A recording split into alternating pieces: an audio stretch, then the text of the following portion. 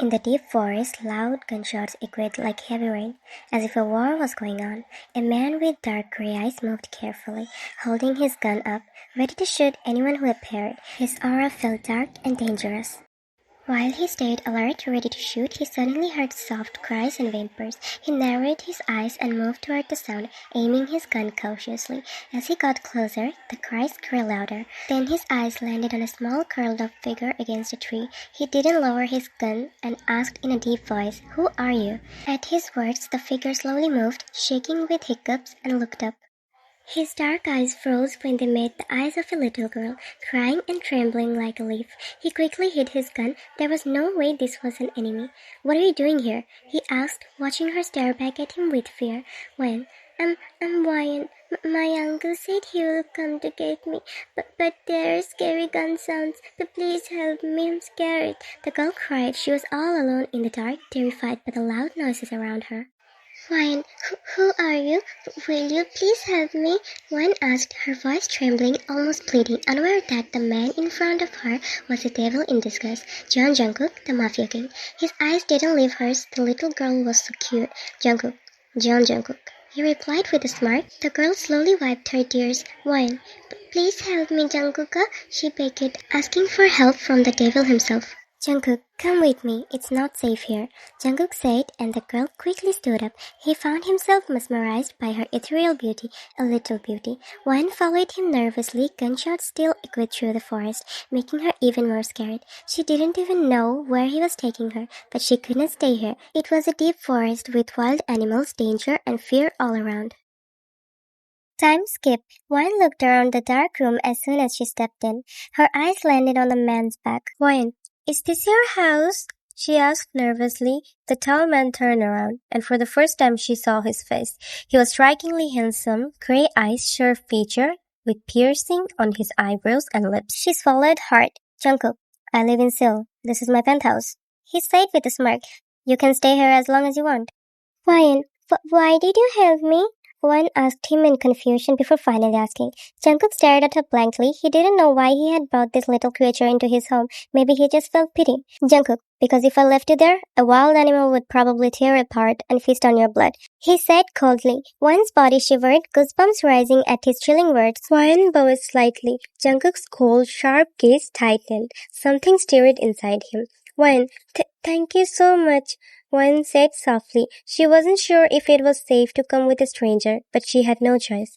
"𝐂𝐑𝐔, go to the second room, fresh up. I'll set the dinner for us," 𝐂𝐑𝐔 said. Wyan looked at him with innocent eyes and gave a small smile before nodding.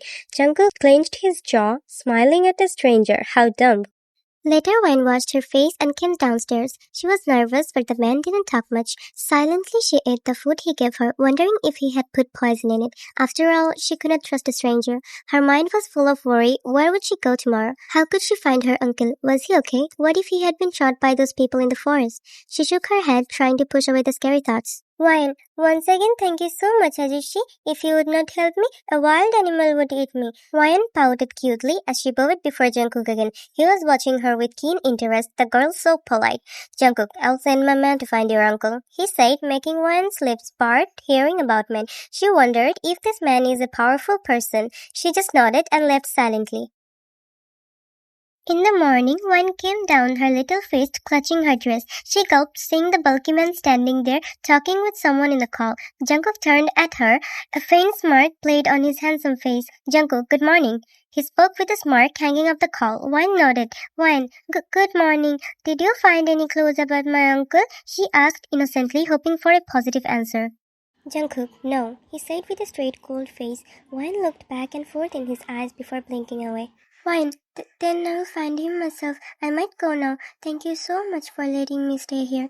𝐂𝐑𝐔 clenched his jaw for some reason before saying, "𝐂𝐑𝐔, I'll find your uncle soon. He seems to be in Seoul right now." Wyan widened her eyes. "Wyan, he's in Seoul, but he said he'll come and take me." "𝐂𝐑𝐔, he flew there to save himself from the mafias." Wyan narrowed her eyes before she heard 𝐂𝐑𝐔 say again, "I'm a mafia lord. But don't worry, I don't hurt innocent people. Especially you are safe with me." Wyan parted her lips in fear. She knows mafias are scary, but this man seems to be a good man. "Wyan, I'll go to the city then," she said with a polite smile. "𝐂𝐑𝐔, let me give you a ride." His voice came out so cold and deep. Vine stood there nervously. She stared around. She hesitantly nodded her head, not noticing the clever smirk that appeared on Jungkook's cruel face. The black Bugatti sped down the highway. Vine was sitting quietly on the passenger seat. She found herself glancing at the way Jungkook rolled the steering. Her cheeks were turning red again and again. Jungkook suddenly narrowed his eyes as he glanced at the rearview mirror. "Jungkook, a car is following us," he voiced, and immediately increased the car's speed. Vine scaredly looked behind. "Vine, who are they? Why would they follow you?" she asked innocently, watching the car behind.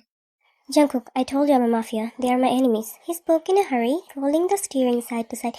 Poor Vine got scared. As she looked back again, a loud gunshot echoed. Vine screamed with fear. Jungkook glanced at her scared face but focused on the driving. "Jungkook, don't be scared. I'm here. Nothing will happen." Vine was trembling so bad with fear her breathing fastened as few more gunshots echoed through the entire hallway.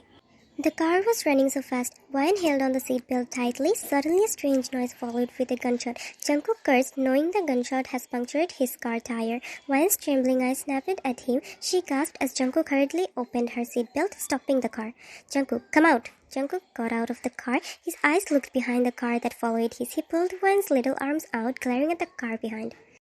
"Jungkook, run, little one." Jungkook dragged her with him, running down the road to the forest. Vine was so scared she was looking back continuously, but little she'd missed to see the creepy smirk on Jungkook's face. Only if she knew. It was all planned by the devil himself, to take her with him in the name of safety. He was the devil whom she trusted so easily, and she would pay for her innocence.